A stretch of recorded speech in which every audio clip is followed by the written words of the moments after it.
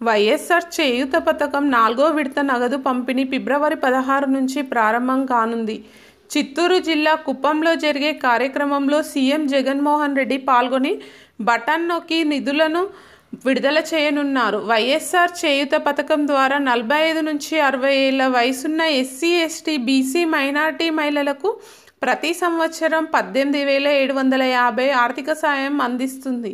వైఎస్ఆర్సీపీ ప్రభుత్వం ఇప్పటి వరకు 3 సార్లు సాయం అందించింది. 4వ విడత గతేడాదే విడుదల కావాల్సి ఉంది. కానీ కొన్ని కారణాల వల్ల ఆలస్యమైంది. మొదట ఫిబ్రవరి 5న వైఎస్ఆర్ చేయూత నిధులు విడుదల చేయాలని ప్రభుత్వం భావించింది. కానీ అది వాయిదా పడింది. అయితే ఇటీవల కేబినెట్ సమావేశంలో ఫిబ్రవరి 16న నిధులు విడుదల చేసేందుకు ఆమోదం లభించింది.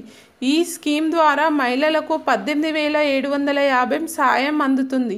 4 ఏళ్లలో 75,000 సాయం అందించాలని ప్రభుత్వం లక్ష్యంగా పెట్టుకుంది. గత 3 ఏళ్లలో 666.50 కోట్లను ఈ పథకం లబ్ధిదారులకు అందజేసింది. ఇందులో గ్రామీణ ప్రాంతాల్లో నివసించే మహిళలు 478.49 కోట్ల సాయం పొందగా, పట్టణ ప్రాంతాల్లో నివసించే మహిళలు 188.01 కోట్ల ప్రయోజనం పొందారు.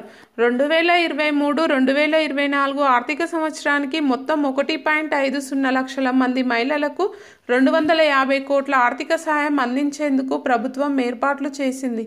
శుక్రవారం నుంచి ఈ స్కీమ్ లబ్ధిదారులకు డబ్బులు అందుతాయి.